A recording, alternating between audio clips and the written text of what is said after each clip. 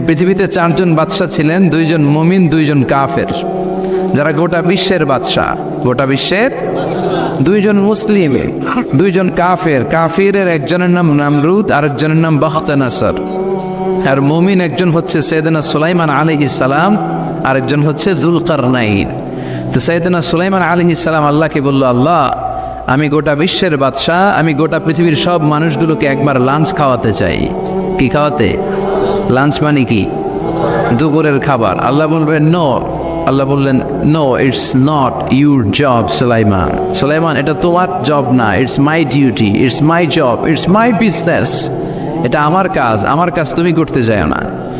সাইয়েদনা সুলাইমান বললেন, আল্লাহ আমারে ট্রাই করার চেষ্টা দেন, সুযোগ দেন, আমাকে একটু ট্রাই করার সুযোগ দেন, চেষ্টা করার সুযোগ দেন।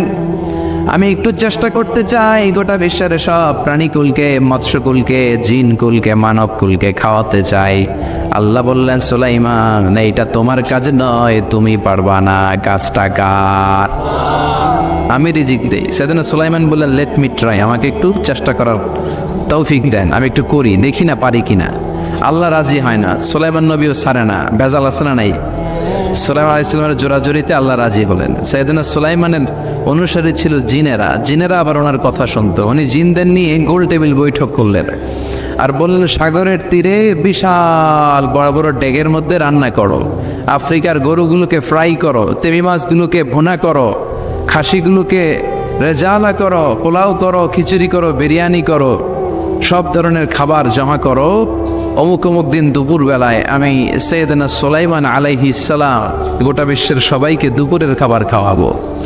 জিনেরা বড় বড় পাতিলে রান্না করা শুরু করে দিল। রাতে রাতে সাগরের তীরে 40 কিলোমিটার এরিয়ার মধ্যে রান্নার স্তূপ। চলে আসলো সেই মাহেন্দ্র দিন, যেদিনে না লাগবে না, যেদিন খাওয়ানো হবে ওই দিন সবাই এসেছে। সাইয়েদনা সুলাইমান উদ্বোধনী ভাষণ দিবেন। উনি বলতে শুরু করলেন, জিনেরা লাইন ধরবে এদিকে, মাছেরা লাইন ধরবে এদিকে, পাখিগুলো লাইন ধরবে এদিকে, মানুষগুলো লাইন ধরবে এদিকে, সবাই লাইনে লাইনে এসে খাবার খেয়ে যাও। সাগরের ভেতর থেকে বিশাল এক তিমি মাছ এসে বলে, সুলাইমান আমি লাইন মানি না। কি মানি না? আমারে বেলাইনে খাবার দাও। সাইয়েদনা সুলাইমান বলেন, আমি নবী মানুষ, আমি বেলাইন করতে পারি না।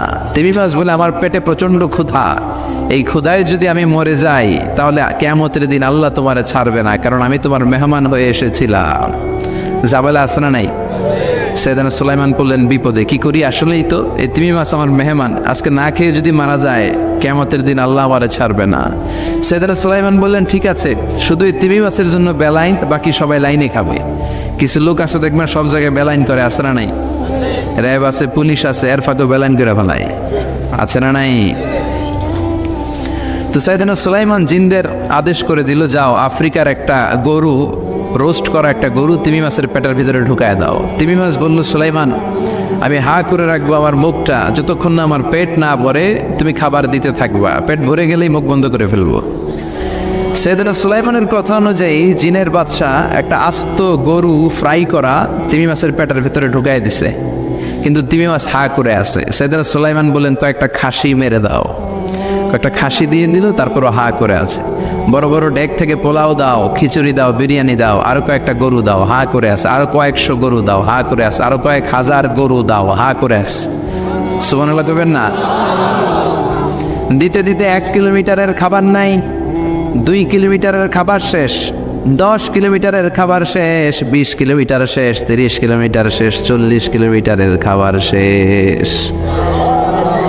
এখনো তিমি মাছের মুখটা হা করা আছে না নাই?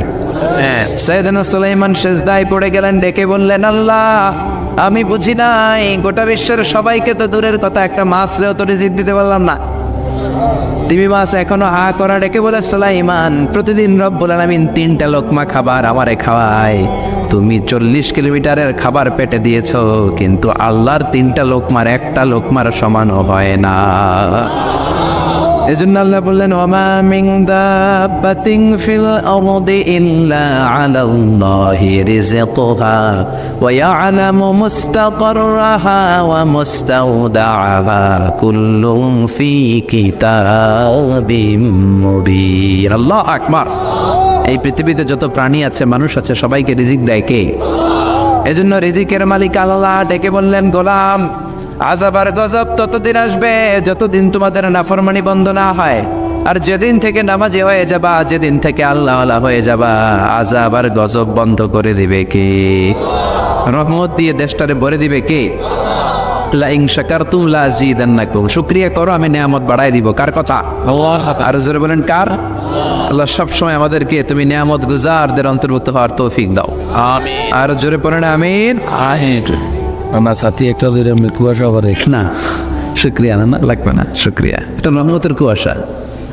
আলহামদুলিল্লাহ পড়েন, আমাকে ধরে সমস্যা হবে না ইনশাল্লাহ। টিউশন আছে তো মুসিনে আসবে। নাওতলা পশ্চিম পাড়া জামে মসজিদের উদ্যোগে 23তম বার্ষিক ওয়াজ ও দোয়ার মাহফিল। 23 বছর ধরে এখানে কোরআনের কথা হয়। আমরা খুশি না বেজার? আজকের এই মহতী প্রোগ্রামের সভাপতি বিশিষ্ট সমাজসেবক জনাব মোহাম্মদ ওহিদুল্লাহ সাহেব, চেয়ারম্যান 3 নং মাধাইয়া ইউনিয়ন পরিষদ, আমার নানা ভাই।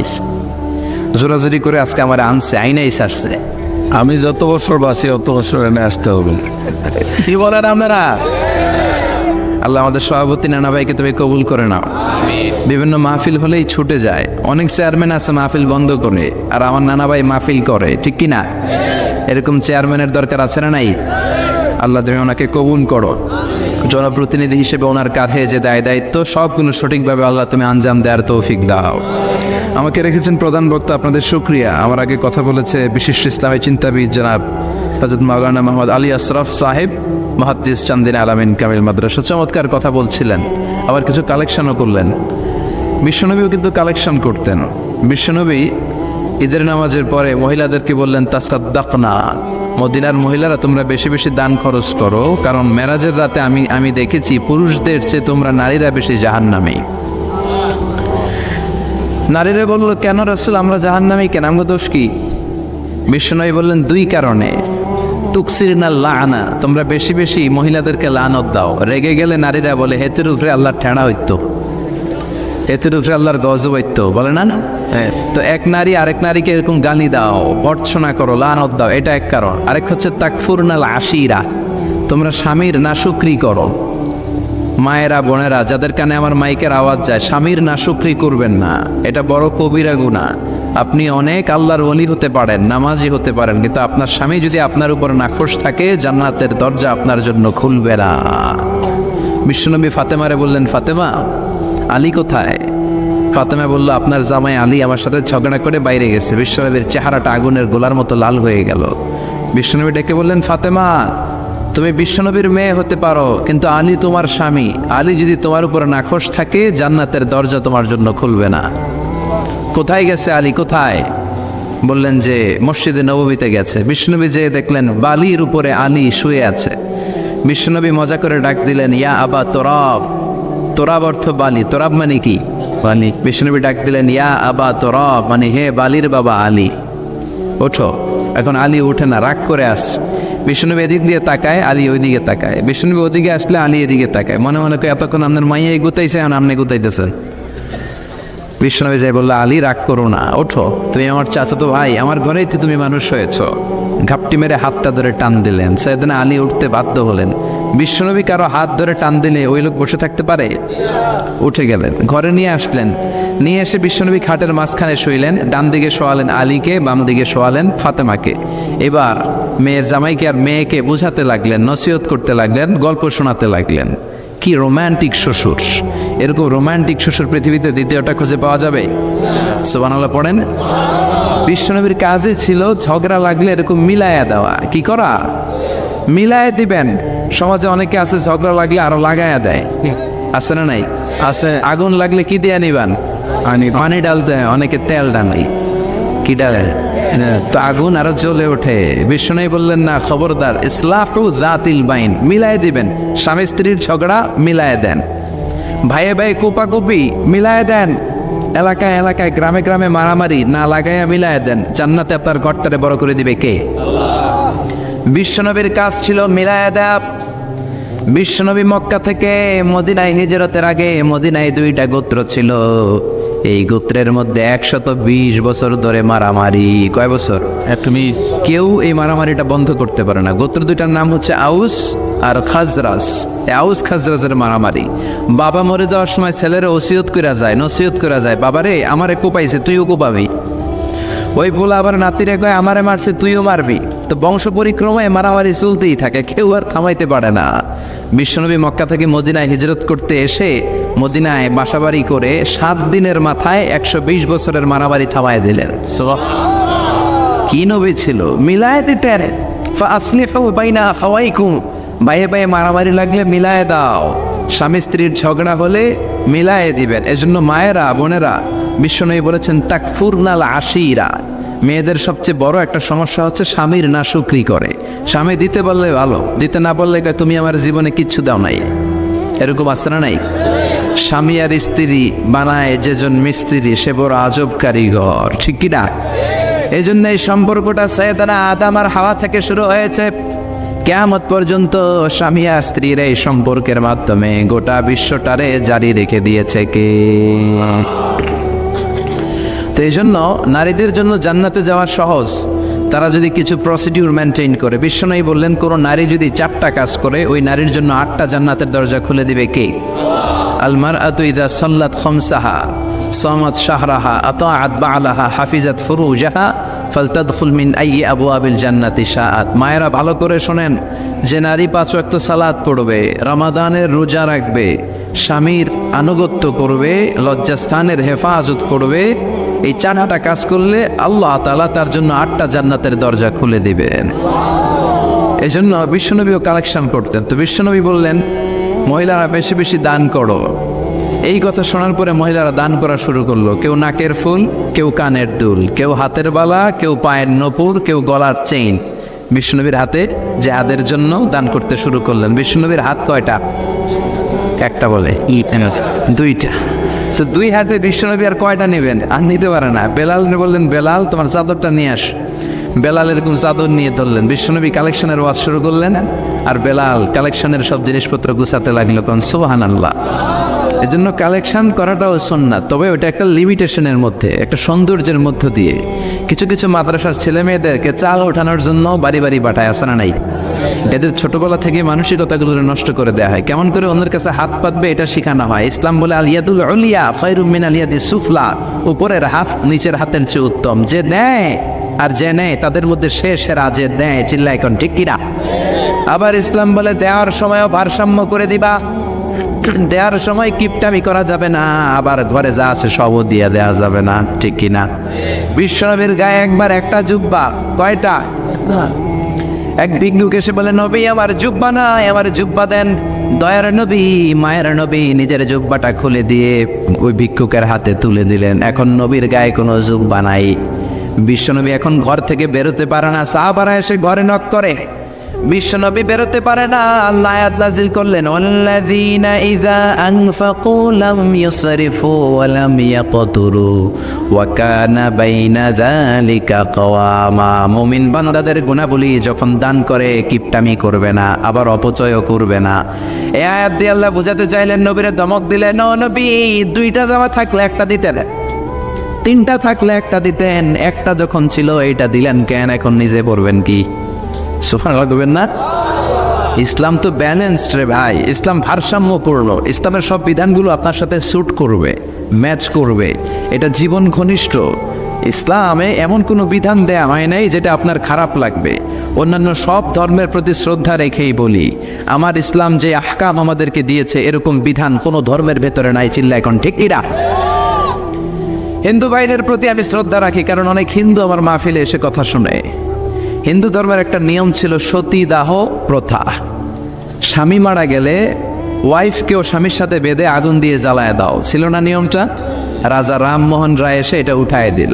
হিন্দু ধর্মে এখনো একটা নিয়ম আছে, পাক্কা হিন্দু হইতে হলে আপনাকে গোমূত্র পান করতে হবে, মানে গরুর পেশাব। লা ইলাহা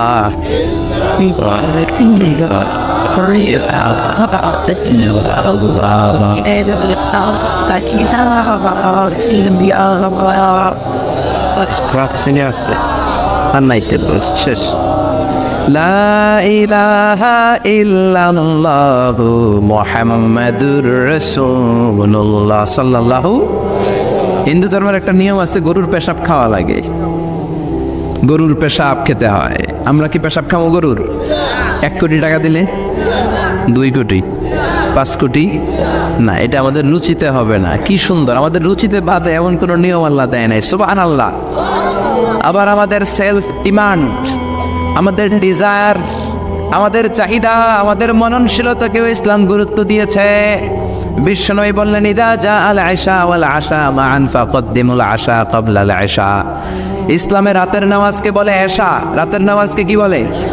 আর রাতের খাবারকে বলে আশা, কি বলে?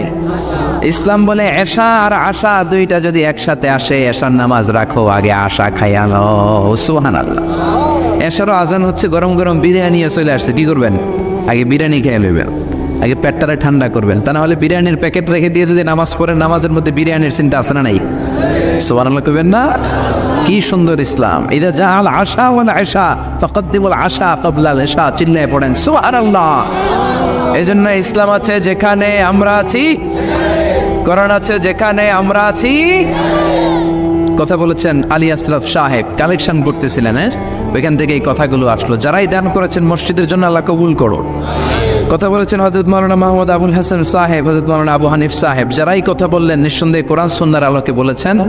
আল্লাহ এই কথাগুলোর উপর আমাদেরকে আমল করার তৌফিক দাও। আজকের মাহফিলে এসে আমরা খুশি না বেজার?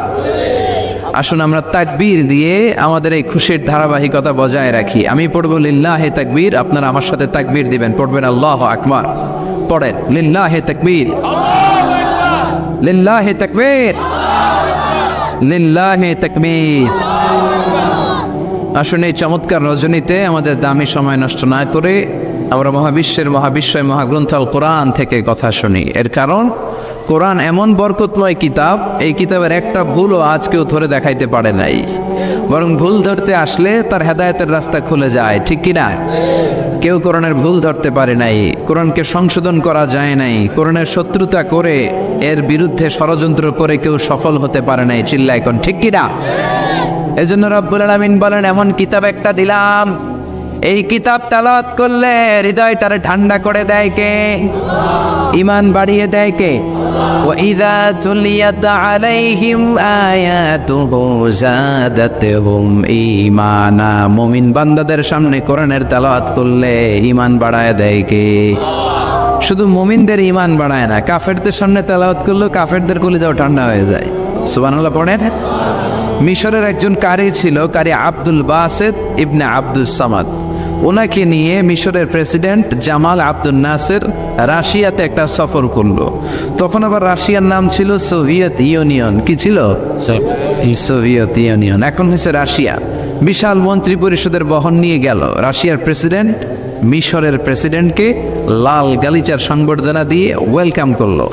এবার মিশরের প্রেসিডেন্ট তার মন্ত্রী পরিষদকে পরিচয় করায় দিচ্ছে যে এটা হচ্ছে আমার হোম মিনিস্টার, এটা আমার এডুকেশন মিনিস্টার, এটা আমার ফিনান্স মিনিস্টার।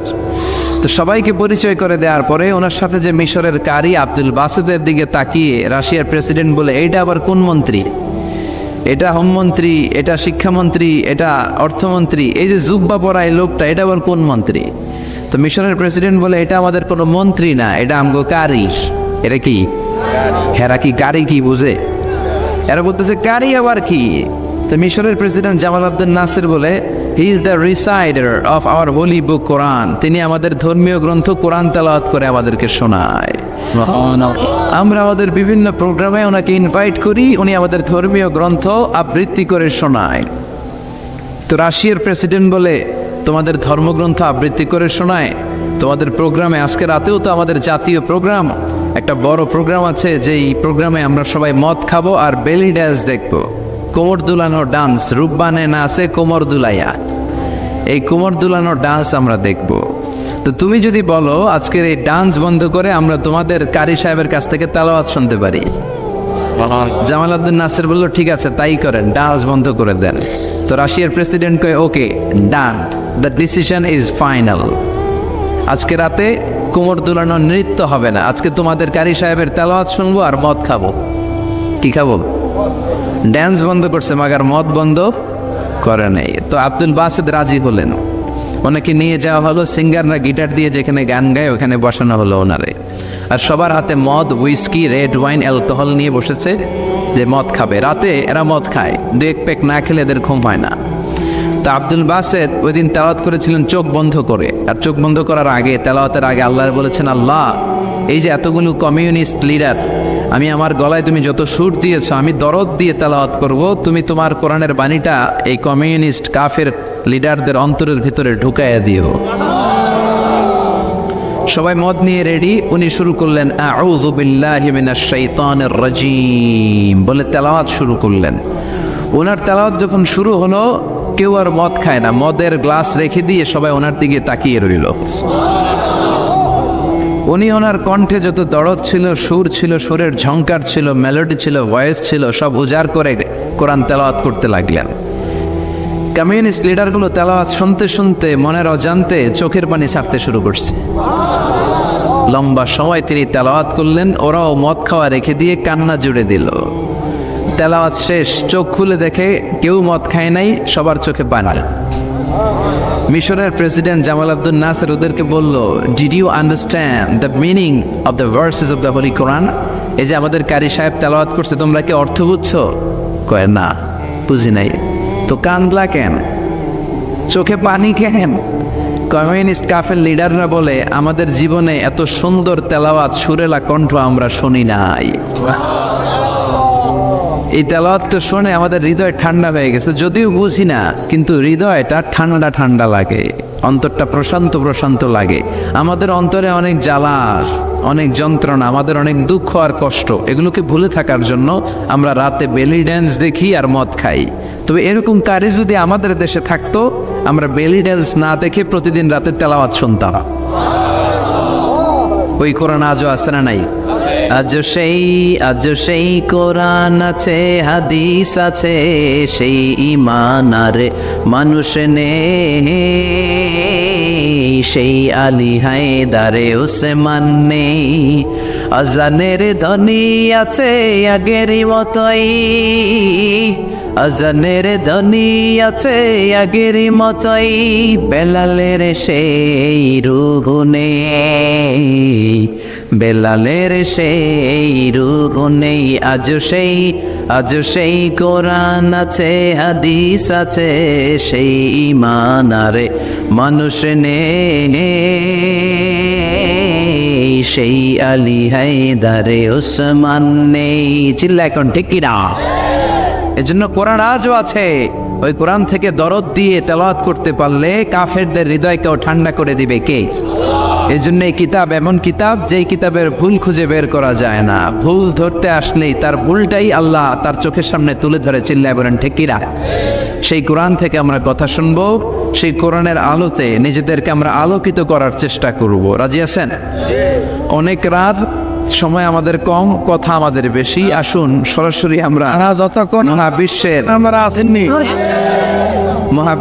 মহাবিশ্বয় মহাগ্রন্থ আল কোরআন আল করিম থেকে আমরা কথা শুনবো। আমি আমার খুতবার শুরুতে সূরাত বনী ইসরাইলের ছোট্ট একটা আয়াত তেলাওয়াত করেছি।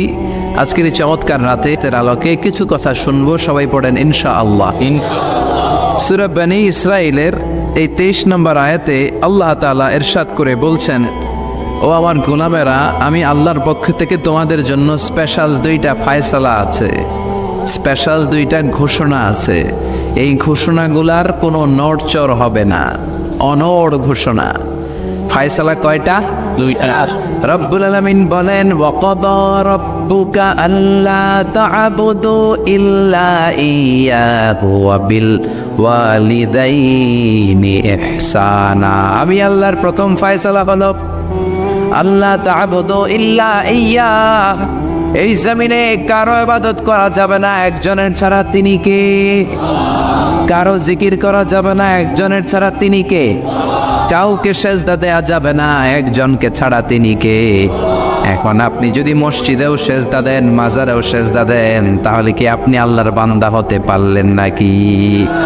মাজারে সেজদা দেয়া যাবে না, সেজদা দিতে হবে মসজিদে। সেজদা পাওয়ার অধিকারী একজন।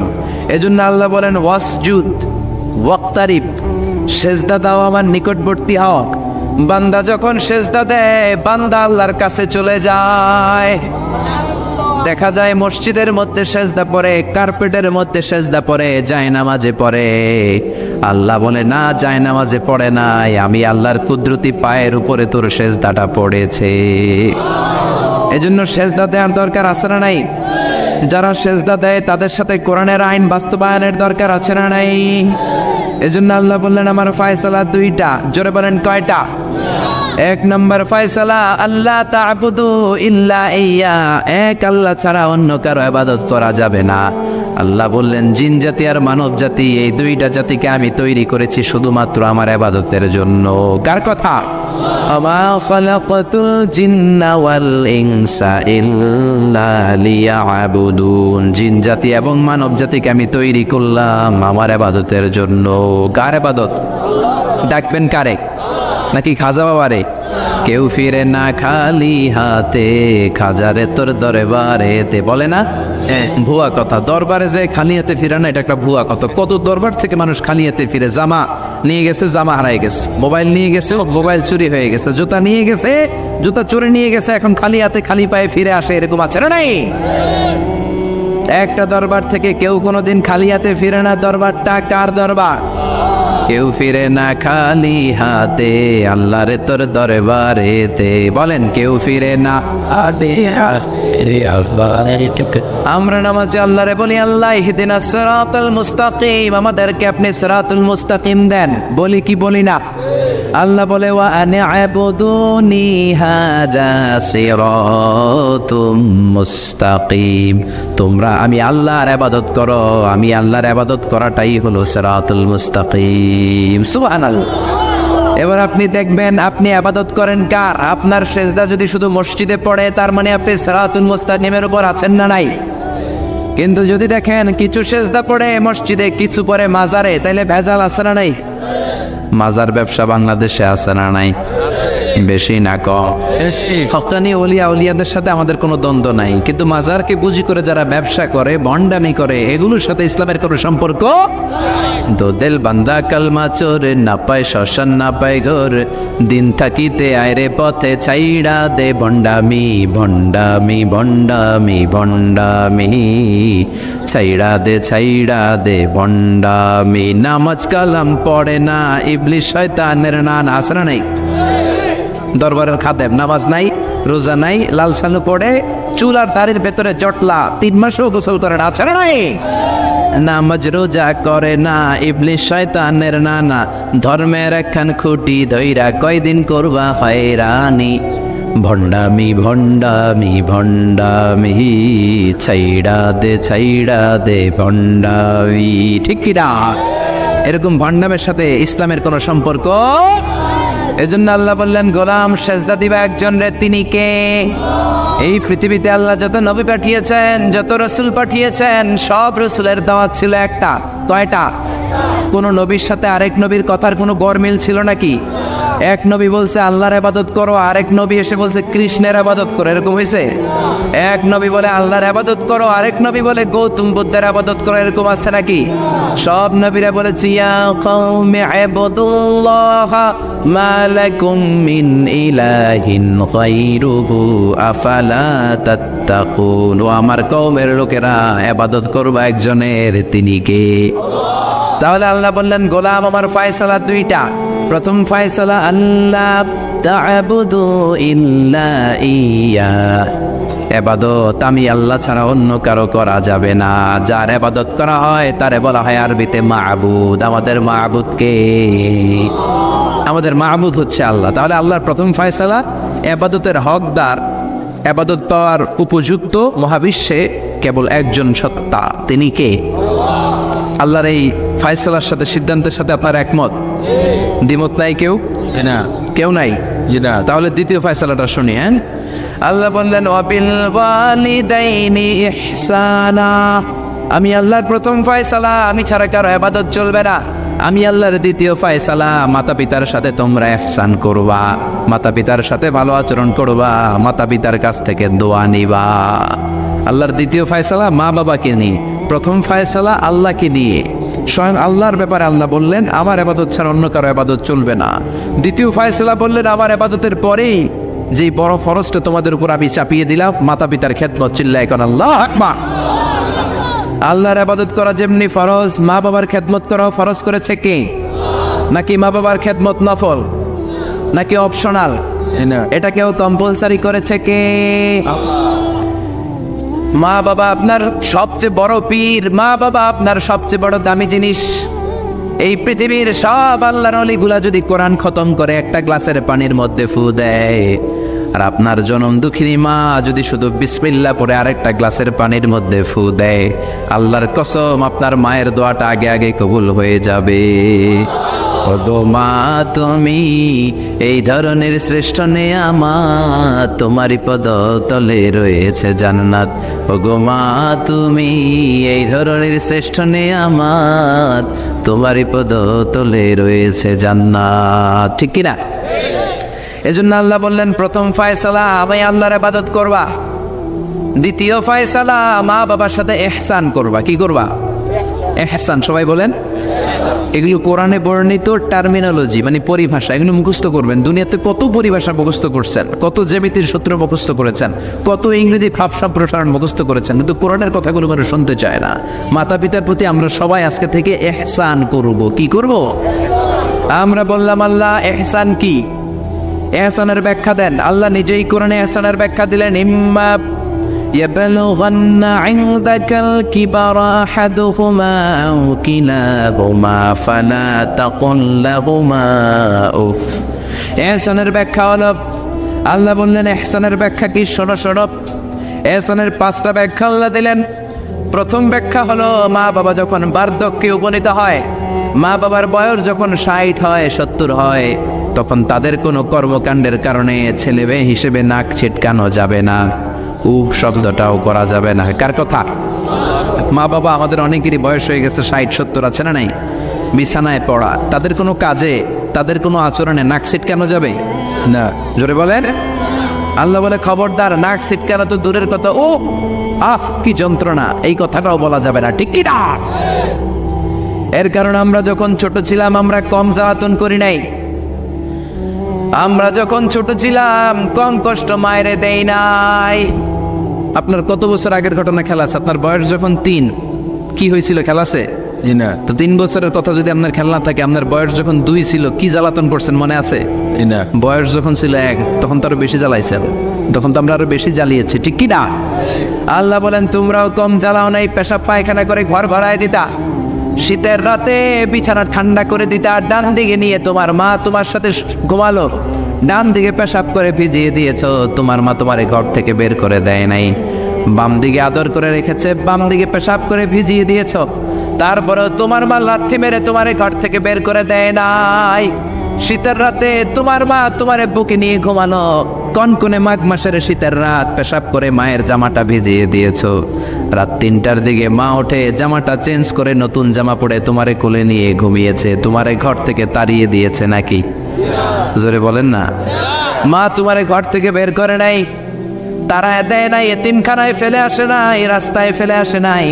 যেই মা বাবা তোমাদেরকে এত যত্ন করলো, এত আদর করলো, তাদের বার্ধক্যে কোনো কাজের কারণে নাক ছিটকাবা না, তাদেরকে তোমরা বৃদ্ধাশ্রমে দিয়ে আসবা না। কার কথা? বৃদ্ধাশ্রম বাংলাদেশে আছে না নাই? ছেলে আমার মস্ত মানুষ, মস্ত অফিসার, মস্ত ফ্ল্যাটে যায় না দেখা এ পারে ও পার, নানান রকম জিনিস আর আসবাব দামি দামি, সবচেয়ে কম দামি ছিলাম একে মাত্র আমি। ছেলের আবার আমার প্রতি অগাধ সম্ভ্রম, আমার ঠিকানা তাই বৃদ্ধাশ্রম। ঠিক না? মা কেঁদে কেঁদে বৃদ্ধাশ্রমে বালিশ ভিজায়। ছোটবেলা ওই মারে কত যন্ত্রণা দিলা, কষ্ট দিলা, আজকে মনে নাই? বউয়ের পাল্লায় পড়ে মাকে তুমি বৃদ্ধাশ্রমে দিয়ে আসছো। খবরদার, যারা মা বাবারে বৃদ্ধাশ্রমে দেয় তারা বয়সে পৌঁছলে, তারা বার্ধক্যে পৌঁছলে, তারা যখন মা বাবা হবে তাদের কপালে বৃদ্ধাশ্রম থাকবে না। ঠিক কিনা? যে ডাকাত মা বাবার বৃদ্ধাশ্রমে দিয়ে এসেছো, তোমার কপালে বৃদ্ধাশ্রম নাই। ভাঙ্গা থালা হাতে নিয়ে তুই ভিক্ষা করে খাবি, চিল্লা এখন। ঠিক কিনা?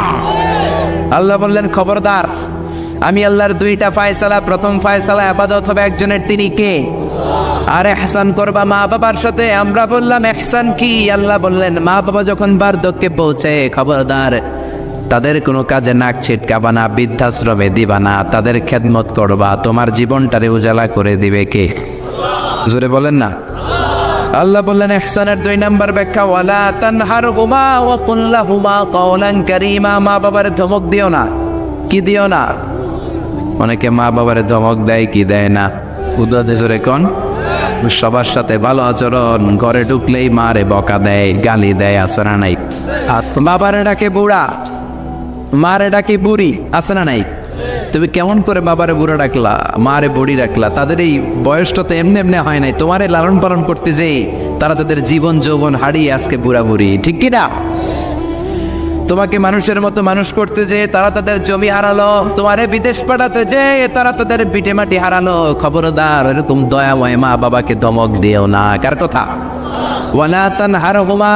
3 নাম্বার ব্যাখ্যা আল্লাহ বললেন ওয়াকুল লাহুমা কাওলান কারীমা। মা বাবার সাথে কোমল আচরণ করো, মোলায়েম ভাষায় কথা বলো, নরম ভাষায় কথা বলো। কি ভাষায়? নরম ভাষায়। অনেকে আছে দেখবেন সবার সাথে খুব মিষ্টি আলাপ, বন্ধু বান্ধবের সাথে ভালো আচরণ, বাজারে গেলে ভালো আচরণ, স্কুলে ভালো আচরণ, ঘরে ঢুকলে মায়ের গালি দেয়, আছে না নাই? বাপের গালি দেয়, আছে না নাই? ফ্যান্সি ডিলের টাকার জন্য মারে লাথি মেরে ঘর থেকে বের করে দেয়, এরকম ডাকাত আছে না নাই? আল্লাহ বললেন খবরদার, যত ভদ্রতা তুমি জানো, যত নম্রতা জানো, যত কার্টিসি তুমি জানো, সব কার্টিসি তুমি তোমার মা বাবার জন্য খরচ করবা। এরপর আল্লাহ বললেন ওয়াখফিদ লাহুমা জানাহা যুল্লি মিনার রাহমাতি ওয়া কুর রাব্বিরহামহুমা কামা রাব্বায়ানি সাগীরা। তোমার যত ক্ষমতা আছে, সম্পদ আছে, মা বাবার জন্য বিলিয়ে দাও। বেতন পেলে টাকাটা আগে মায়ের হাতে দাও। বউরে তো দিবেনি, আগে কিছু মায়ের হাতে দিয়ে, ঠিক কি না? গিফট দিলে আগে মায়ের গিফট দাও। বরকত দিয়ে দিবে কে? সমাজে মারে মার হাতে তুলে দাও, বরকত আছে না নাই? মায়ের হাতে আগে দিলে ওই বেতনের ভেতরে বরকত ঢুকায় দিবে কে? আর বাবা মা একজন কিংবা 2 জন যদি দুনিয়া ছেড়ে বিদায় নেয়, তাদের কবরের সামনে দাঁড়িয়ে চোখের পানি ছেড়ে পড়তে আরম্ভ করো রব্বির হামহুমা কামা রাব্বায়ানি সাগীরা ওয়া কুর রাব্বির হামহুমা কামা রব্বায়ানি সাগীরা। ও আল্লাহ, মা বাবা দুজন যেমনি আমাদেরকে আদর করেছে, মা বাবার কবরে তুমি আমাদের বাবা মা 2 জনকে আদরের চাদরে ঢেকে নিও। পড়ে না আমিন। যাদের বাবা মা নাই এই দোয়াটা করবেন, প্রত্যেক নামাজের পরে আব্বা আম্মার জন্য এই দোয়াটা করতে হবে। রাজি আছেন তো? আমরা যারা আব্বা আম্মা হারিয়েছি, আল্লাহ তাদের কবরগুলারে তুমি জান্নাতের বাগান বানাও। এজন্য মা বাবার সাথে ভালো আচরণ এটা ফরজ। যুবক ভাইয়েরা, রক্ত গরম, মাথা ঠিক থাকে না, মার সাথে কি বলো, বাবার সাথে কি আচরণ করো। যেই বাবা মা তাদের জীবন যৌবন শেষ করলো তোমার জন্য, খবরদার ওই বাবা মারে গালি দিও না। তুমি নামাজি হতে পারো, তুমি আল্লাহর ওলি হতে পারো, হাজী সাহেব হতে পারো, কিন্তু মা বাবা যদি তোমার উপর নাখোশ হয়, তোমার দুনিয়াও শেষ, আখিরাতও আমও শেষ। সালাও। এজন্য বিশ্বনবী বললেন সবচেয়ে ভালো আমল মা বাবার সাথে ভালো আচরণ। আরবিতে এটারে বলে বিররুল ওয়ালিদাইন। কি বলে? বিররুল ওয়ালিদাইন। এক সাহাবী বলল, নবী আইয়ুল আমালি আফদাল, এই পৃথিবীর বুকে সবচাইতে সেরা আমল কোনটা? বিষ্ণু বললেন 3টা। কয়টা? 1 নম্বরে আসসালাতু ফি ওয়াক্তিহা, সময় মতো নামাজ, আজান হওয়ার সাথে সাথে নামাজ পড়বা, এর চেয়ে ভালো কাজ আর নাই, ঠিক কি না? সালাতে কায়েম করো, সালাতে কায়েম করো, হবে সম্মানী তুমি, হবে জান্নাতি তুমি, হবে সম্মানী তুমি, হবে জান্নাতি তুমি, দিবে কাল হাসরে শীতল ছায়া আরশে আজিম, রাব্বিয়াল আলা রাব্বিয়াল আযীম। সুবহানাল্লাহ পড়েন। 1 নাম্বার হলো আসসালাতু ফি ওয়াক্তিহা, সময় মতো নামাজ পড়া। 2 নম্বরে বিররুল ওয়ালিদাইন, মাতা পিতার খেদমত করা। 3 নম্বরে আল জিহাদু ফি সাবিলিল্লাহ, আল্লাহর রাস্তায় জিহাদ করা। আল্লাহর রাস্তায় জিহাদের দরকার আছে না নাই? আছে।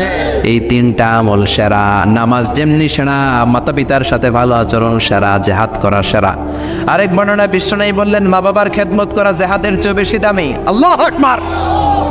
এক সাহাবী বললেন, ইয়া রাসূলুল্লাহ আস্তাযিনুকাল জিহাদ, আমি জিহাদে যাওয়ার অনুমতি চাই। বিশ্বনবী বললেন, বাবা মা কেউ বেঁচে আছে নাকি? সাহাবী বললেন, আছে। বিশ্বনবী বললেন, যাও ঘরে ফিরে যাও, ফাফিহিমা ফাজাহিদ, বাবা মার খেদমত করো, বাবা মার খেদমত করলে ঘরে বসেই জিহাদের সওয়াব পাবা। কি নেয়ামত, চিনি না আমরা, বুঝি না, যতদিন থাকে ততদিন বুঝি গেলে বুঝবো, কিন্তু ওই বুঝলে আর লাভ হবে না, ঠিক কি না? বটবৃক্ষের মতো আমাদেরকে ছায়া দিয়ে রাখে, আদর দিয়ে, সোহাগ দিয়ে, পরামর্শ দিয়ে, বিপদের সময় আগলে রাখে, ছাতার মতো মাথার উপরে দাঁড়িয়ে থাকে। যার মা নাই সে বুঝে মা না থাকার কি জ্বালা। বন্ধু চলে গেলে বন্ধু পাওয়া যায়, বউ চলে গেলে বউ পাওয়া যায়, টাকা চলে গেলে টাকা পাওয়া যায়। জনম দুঃখিনী মা যদি দুনিয়া থেকে একবার বিদায় নেয়, ওই মারে আর পাওয়া যাবে নাকি? জোরে বলেন। এজন্য বিশ্বনবী বললেন, রেদার রাব্বি ফি রেদাল ওয়ালিদ ওয়া সাখাতুর রাব্বি ফি সাখাতিল ওয়ালিদ। বাবা মা খুশি তো আরশের মালিক খুশি, বাবা মা বেজার তো আরশের মালিক বেজার। এজন্য সব সময় বাবা মারে খুশি রাখার দরকার আছে রাড়াই। বিশ্বনবী বলেন, জান্নাতে স্পেশাল দুইটা দরজা আছে, একটার নাম আব্বা, আরেকটার নাম আম্মা। একটা দরজার নাম আল আব, আরেকটার নাম আল উম। এই দুইটা দরজা আমাদের ঘরে আছে না নাই? বিশ্বনবী বলেন, হুমা জান্নাতুকা ওয়া নারুক, বাবা মাই তোমার জান্নাত, বাবা মাই তোমার জাহান্নাম। এখন বাবা মার সাথে কি আচরণ করবা এটা তোমার সিদ্ধান্ত, দ্য ডিসিশন ইজ ইয়ার্স, সিদ্ধান্ত তোমার। তুমি কি ভালো আচরণ করে জান্নাত কামাবা না জাহান্নামী হবা? চিল্লা এখন, ঠিক কি না?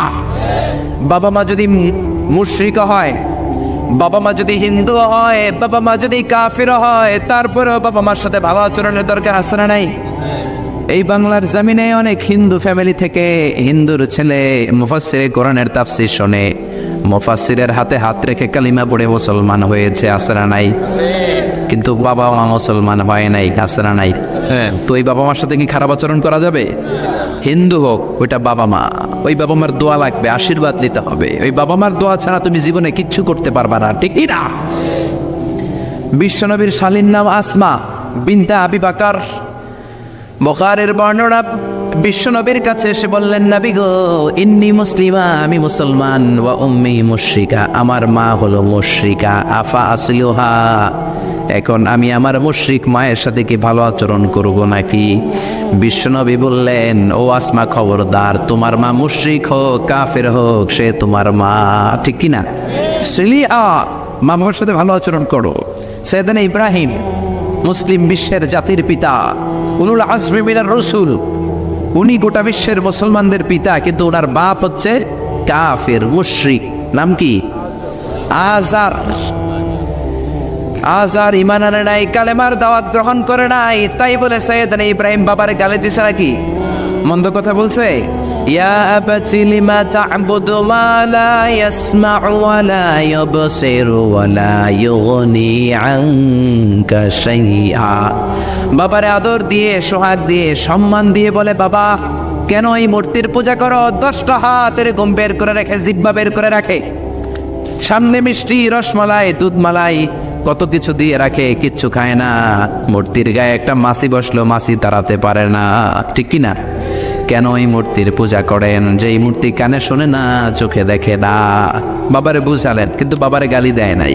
তার মানে বাবা যদি মুশরিক হয়, বাবা যদি কাফির হয়, বাবা যদি হিন্দু হয়, তারপরেও বাবার দোয়া নিতে হবে, ঠিক কি না? বাবা মা দোয়া করলেও কবুল, বদ দোয়া করলেও। শুধু দোয়া করলে যদি কবুল হইতো তাইলে তেমন ঝামেলা ছিল না, দোয়া করে না তো কি হয়েছে? কিন্তু বদ দোয়া করলেও তো কবুল, দোয়া করে না, যদি বদ দোয়া করে মুসিবত আছে না নাই? বাবা মার ছেলে মেয়েদের দৃষ্টান্ত তরমুজ আর ছুরির মতো। বাবা মা হলো ছুরি, ছেলে মেয়ে তরমুজ। তরমুজ নিচে রেখে উপর থেকে ছুরি মারলে তরমুজ কেটে যায়, আবার ছুরি নিচে ধরে রেখে উপর থেকে তরমুজ ফেললেও তরমুজ কেটে যায়। উভয় অবস্থায় তরমুজের ক্ষতি হয়, ছুরির কিছু হয় নাকি? কথা বুঝতে পেরেছেন? এজন্য বাবা মা অনেক বড় নেয়ামত। বিশ্বনবী বললেন, 3 জিনিসের দিকে নজর করা মাত্রই সওয়াব দেয় কে? এক নম্বরে আন-নাযার ইলাল মুসহাফ, কোরআনের দিকে তাকানো মাত্র সওয়াব। দুই নম্বরে আন-নাযার ইলাল কাবা, কাবার দিকে তাকানো মাত্রই সওয়াব। তিন নম্বরে আন-নাযার ইলা ওয়াজহিল ওয়ালিদাইন, মাতা পিতার চেহারার দিকে রহমতের নজরে তাকালে কবুল হজের সওয়াব দিবে কে? এখানে হাজী সাহেব আছেন না অনেক? আছে 3 লাখ 4 লাখ 5 লাখ দিয়ে হজ করে আসছেন, তো বুকে হাত দিয়ে কেউ বলতে পারবেন হুজুর আমি 100% আমার হজটা কবুল হয়েছে? কেউ গ্যারান্টি দিতে পারবেন? গ্যারান্টি নাই। কিন্তু মায়ের চেহারার দিকে রহমতের নজর নিয়ে তাকালে, ছোটবেলা আমার মারে আমি কত কষ্ট দিলাম, কত কষ্ট করে ফ্যামিলিটা সামলাতে, যে আমার জনম দুঃখিনী মা, কথাগুলো ভেবে মায়ের চেহারার দিকে একটা নজর দেন, কবুল হজের সওয়াব আপনার আমল নামায় দিয়ে দিবে কে? এক সাহাবী বললেন, নবী ওয়ালাউ মি আমাররা, যদি আমি দিনে 100 বার তাকাই তাহলে কি 100টা কবুল হজের সওয়াব হবে নাকি? বিশ্বনবী বললেন, নাম ওয়ালাউ মি আমাররা, 100 বার যদি রহমতের নজরে তাকাও 100টা কবুল হজের সওয়াব হয়ে যাবে।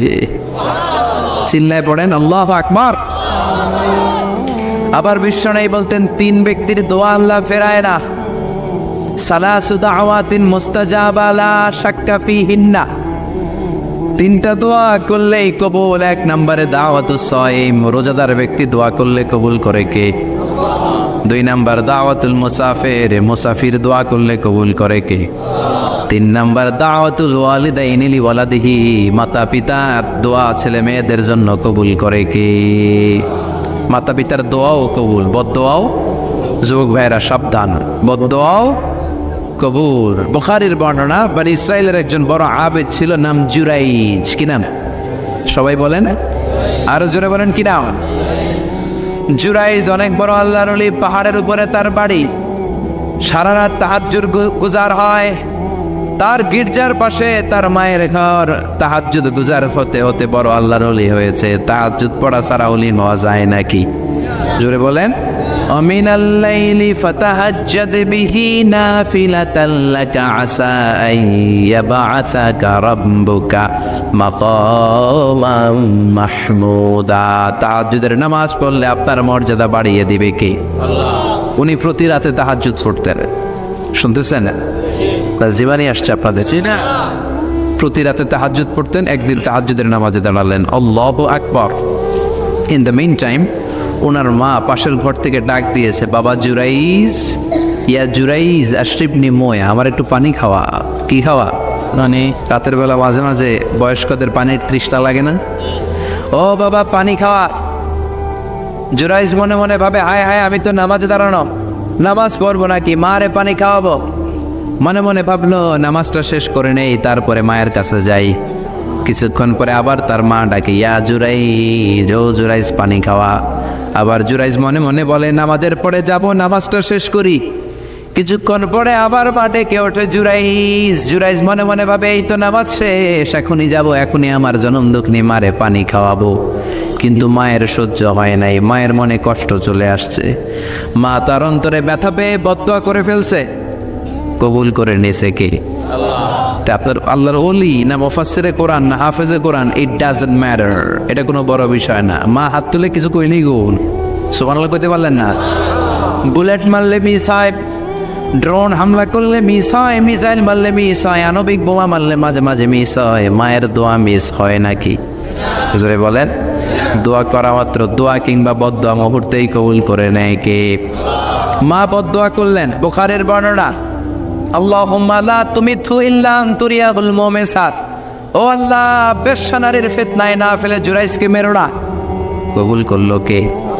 3 দিন পর এক বেশ্যা নারী এসে হাজির, দরজায় নক করতে শুরু করেছে। জুরাইজ দরজা খোলো। খোলার পরে বেশ্যা নারী বলে, দেখো আমি কত সুন্দরী, অনন্যা, সুস্নিগ্ধা, প্রিয়ংবদা, সুহাসিনী, সুকেশিনী, অসূর্যম পোষ্যা, কাক পক্ষী টের পাবে না, পৃথিবীর কেউ দেখবে না, চলো আমরা অপকর্মে লিপ্ত হই। জুরাইজ বলে, মাআদাল্লাহ, আমি আল্লাহরে ভয় পাই, আমার এইখান থেকে দূর হয়ে যাও। জুরাইজের কাছে সুবিধা করতে পারে নাই, না পেরে বেশ্যা পাহাড় থেকে নেমে এসে দেখে এক রাখাল সারাদিন ছাগল চড়ানোর পর ক্লান্ত শ্রান্ত হয়ে ঘুমাইতেছে। রাখাল রে উঠায় বলে, দেখো আমি সুন্দরী, রাখালতে পাইছি তোরে। রাখাল রাজি হয়ে গেছে। বেশ্যার রাখাল মিলে জিনা ব্যভিচার করেছে, অপকর্মে লিপ্ত হয়েছে, অবৈধ শারীরিক সম্পর্কে জড়িত হয়েছে। তাদের এই অবৈধ সম্পর্কের ফলে বেশ্যার পেটের ভেতরে বাচ্চা দিয়ে দিছে কে? দিন যায় মাস আসে, মাস গড়িয়ে মাস আসে, বছর আসে, 3 মাস পরে বেশ্যার পেটটারে এত উঁচা কইরা দিছে কে? এলাকার লোকেরা ধরছে, কিরে তোর তো বিয়ে হয় নাই, বাচ্চা পাইলি কই? প্রশ্ন আছে না নাই? You didn't get married yet. From where did you get the baby? বাচ্চা পেলি কোথায়? তোর স্বামী নাই, তোর বিয়ে হয় নাই, তোরে তোমরা চিনি এলাকার মেয়ে, বাবু পেলি কই? তোর পেট বড় হলো কেন? বেশ্যা বলে, ওই যে আল্লাহর ওলি জুরাইজ আমার সাথে অপকর্ম করেছে, আমার পেটের বাচ্চার বাবা হলো আল্লাহর ওলি জুরাইজ। কথাটা কি সত্য না অসত্য? মিথ্যা। কত পার্সেন্ট মিথ্যা? 100% মিথ্যা। সবাই কয়, কিরে জুরাইস, এতদিন ভাবতাম তুই আল্লাহর ওলি, এখন দিয়ে বন্ড। উপর দিয়ে ফিটফাট, ভিতর দিয়ে সদরঘাট। তোর সদরঘাট আজকে খুলতেছি। এলাকার লোকেরা লাঠি চোটা নিয়ে ওর গির্জার উপরে যে সবাই ধরছে, কিরে তোর উপর মে পাক সাফ, আন্দার মে খালাত মালাত, তোর বাইরে এত বড় লম্বা জুব্বার, ভিতরে এত ভেজাল, ঘটনা কি? এত ঝামেলা কেন তোর ভিতরে? সবাই মিলে গির্জা ভেঙে জুরাইসকে রশি দিয়ে বেঁধে জামিনে নিয়ে আসছে। জুরাইস কয়, আমার অপরাধ কি? অপরাধটা বলো। সবাই বলে, তুই অপকর্ম করেছিস এই বেশ্যার সাথে। জুরাইস কয়, মাফ চাই, দোয়াও চাই, আমি তো এই বেশ্যারে চিনি না। সবাই বলে, পাপ করার পরে কেউই কিছু জানে না, তোর অবস্থাও তাই, তোর ডেথ পেনাল্টি, তোরে আমরা মৃত্যুদণ্ড দেব। কি দণ্ড? কথা বলেন না। যুগে যুগে মৃত্যুদণ্ড আছে না নাই? জুরাইস বলে, আল্লাহ কি বিপদে বললাম, জীবনে কোনো পাপ করি নাই, কোন পাপের শাস্তি তুমি দাও? জুরাইস বলে, ঠিক আছে, মৃত্যুদণ্ড দিও, মরণের আগে, মারার আগে 2 রাকাত নামাজ পড়ার সুযোগ দাও। জুরাইস 2 রাকাত নামাজ পড়ে চোখের পানি ছেড়ে দিয়ে আল্লাহর ডেকে বলে, মাবুদ রে, আমি বেশ্যার পেটের বাচ্চারে একটা প্রশ্ন করব, তুমি যদি আল্লাহ এক হও, বেশ্যার পেটের বাচ্চার মুখের জবান খুলে দিবা? পারবে? আল্লাহ পারবে? এত ক্ষমতা আল্লাহর। জি। 3 মাসের বাচ্চা তো এরকম গোশতের টুকরো, এটা তো মানুষই হয় নাই, কথা বলবে কেমনে? এটার মুখ দিয়ে জবান খুলে দিতে পারবে? সাইয়েদনা জুরাইস 2 রাকাত নামাজ পড়ে বেশ্যারে ডেকে বলে, ও বেশ্যা, তোর পেটের বাচ্চার বাবাকে? কয়, আননে। এবার জুরাইস বেশ্যার পেটের বাচ্চার দিকে ইঙ্গিত করে ডেকে বলে, ও পেটের বাচ্চা, তোমার রব যদি আল্লাহ হয়, তোমারে আমি প্রশ্ন করব, তুমি সবাইকে জানিয়ে দাও তোমার বাবাকে। কি আজীব তামাশা, সব মানুষকে তাজ্জুব করে। বেশ্যার পেটের ভেতর থেকে ছোট্ট বাচ্চা আওয়াজ করে বলল, আনতালাস্তা আবি, আপনি আমার বাবা নন। আবি জাকা রাইল গানাম, ওই যে সিপার মধ্যে দাঁড়ায় আছে রাখাল, ওই রাখাল হলো আমার বাবা। চিৎকার করে পড়েন আল্লাহু আকবার। এত বড় আল্লাহর ওলি, সেও মায়ের বদদোয়া থেকে রেহাই পায়, তো আমরা কোথায় আছি? বদদোয়া করলে ভেজালে পড়ে যেতে হবে, রেহাই পাওয়া যাবে না। চিল্লা এখন ঠিক কিনা? এজন্য খবরদার, এমন আচরণ করবো না যাতে বদদোয়া পাই। মা বাবার দোয়া নিব। কি নিব? মা বাবার খেদমত করব, তাদের কাছ থেকে দোয়া নিব। খবরদার, মা বাবাকে হাদিয়া দিব। অনেকে মা বাবারে হাদিয়া না দিয়া এদিক সেদিক হাদিয়া দেয়, আছে না নাই? মাজারের উপরে যায় মশারি টাঙ্গায়, ওর মায়ের মশাই কামড়ায়, ওর বাপের মশাই কামড়ায়, এরকম ডাকাইত, আছে না নাই? এই জন্য আল্লাহ বললেন, খবরদার, বিল ওয়ালিদাইনি ইহসানা, মাতা পিতার খেদমত করবা, মাতা পিতার সাথে ইহসান করবা, তাদের কাছ থেকে দোয়া নিবা। কারণ মা বাবা তোমাদের জন্য যে কষ্ট সহ্য করেছে, সারা জীবন খেদমত করলেও শোধ আদায় হবে। আল্লাহ বললেন, খবরদার, 3 কারণে মায়ের মর্যাদা বেশি। আবার বিশ্ব নবীও বললেন, বাবার চেয়ে মায়ের মর্যাদা বেশি। এক হাদিসে বললেন 3 গুণ, আর এক হাদিসে বললেন 4 গুণ। সাহাবী বললেন, কার সাথে ভালো আচরণ করব? বিশ্বনবী বললেন, অম্মুক, তোমার মায়ের সাথে। তারপরেও বললেন মায়ের সাথে, তারপরেও মায়ের সাথে, তারপরে মায়ের সাথে, 5মবারে বললেন তোমার পিতার সাথে। 4 বার মায়ের কথা বললেন। কয়বার? আরো জোরে বলেন। এজন্য আল্লাহ ডেকে বলে, গোলাম, খবরদার, মায়ের সাথে ভালো আচরণ করবা। কারণ হামালাতহু উম্মুহু, বাবা তোমারে পেটে ধরে নাই, পেটে ধরেছে কে? ওয়াহানানা আলা ওয়াহান, বোঝার পরের বোঝা, জ্বালার পরের জ্বালা, যন্ত্রণার পরের যন্ত্রণা বাবা সহ্য করে নাই, করেছে কে? ফিসালুহু ফি আমাইন, 2 বছর বাবা দুধ খাওয়ায় নাই, দুধ খাওয়ালো কে? কয় লিটার দুধ আপনি সাবার করছেন মায়ের বুকের, কোনো হিসাব আছে? বিশ্বনবী বললেন, লাউ কাতাআতা জিলদাক, তোমার চামড়াগুলো কেটে কেটে রোদে শুকিয়ে যদি মায়ের 2টা পায়ের জুতা বানায় দাও, 1 ঢোক দুধ যে খেয়েছো সেটার সৌদ আদায় হবে না, ঠিক কি না? মায়ের এক ধার দুধের দাম কাটিয়া গায়ের চাম বাপুস বানাইলেও ঋণের শোধ হবে না, এমন দরদি ভাবে কেউ হবে না আমার মহা।